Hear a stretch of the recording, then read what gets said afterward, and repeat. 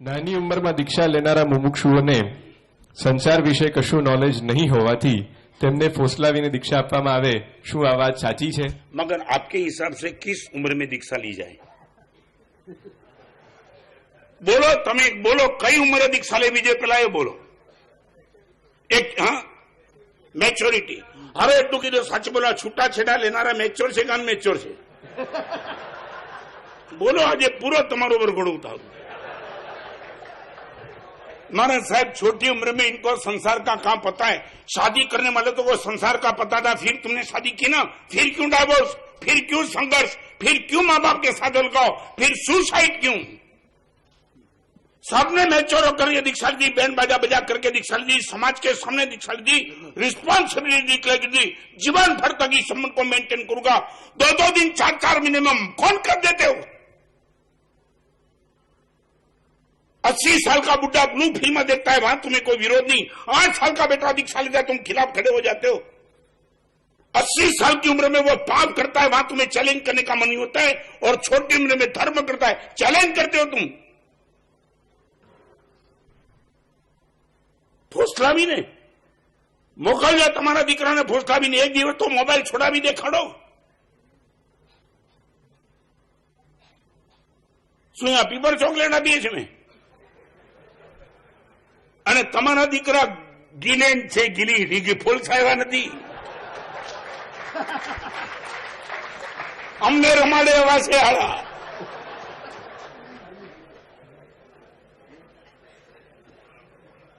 ये अच्छा, तुमने कोई किसी ने बोला, અને કહું, નાની ઉંમરમાં દીક્ષાની જેને બહુ ચિંતા હોય ને એ થોડા ગોવા જઈ આવો.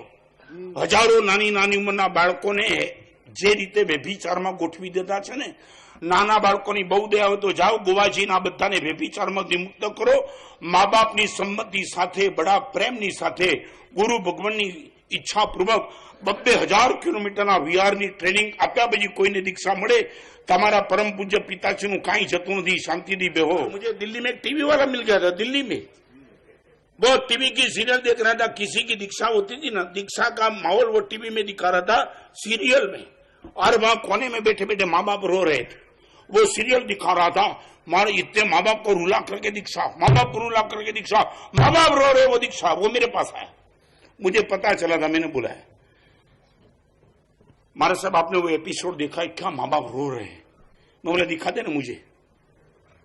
देखेंगे महाराज साहब. मैं हाँ निश्चित. तू यदि इतना सबको दिखा करके बोलता कि ये ऐसी दीक्षा, और एक माहौल बना था.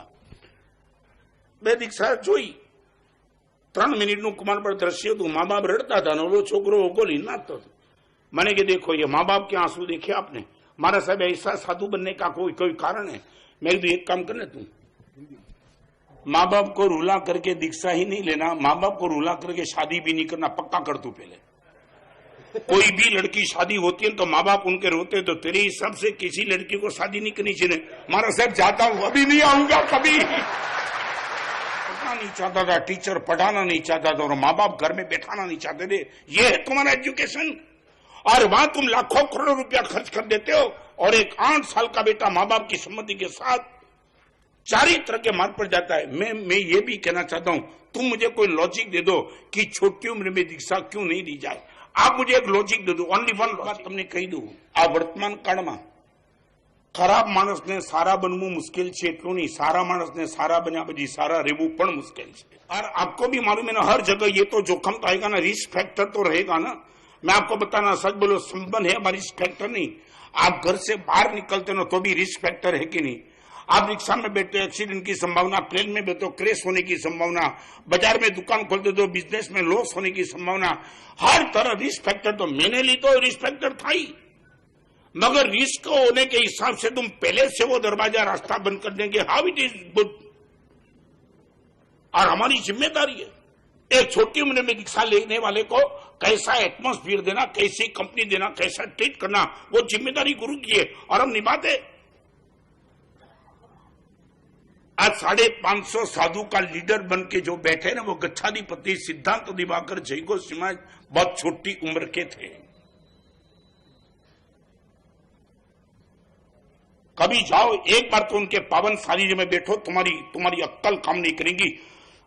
ऐसे ऐसे टैलेंटेड को चैलेंज करने की ताकत ये 12-13 साल की उम्र में दीक्षा लेने वाले कलिकाल सोना हेमचंद्र शर्मा छोटी उम्र में, आचार्य बप्पा भट्टीश्वरी छोटी उम्र में, शंकराचार्य खुद छोटी उम्र में, तुम क्यों चैलेंज करते हो? તમારા મનમાં પ્રશ્ન હોય તો તમે એ પ્રશ્ન પૂછો, મહારાજ સાહેબ નાની ઉંમરમાં કોઈને દીક્ષા લેવાનું મન કેમ થાય છે એ ન પૂછો, સાહેબ મોટી ઉંમર પછી પણ અમને પાપ છોડવાનું મન કેમ નથી થતું એ પ્રશ્ન પૂછો.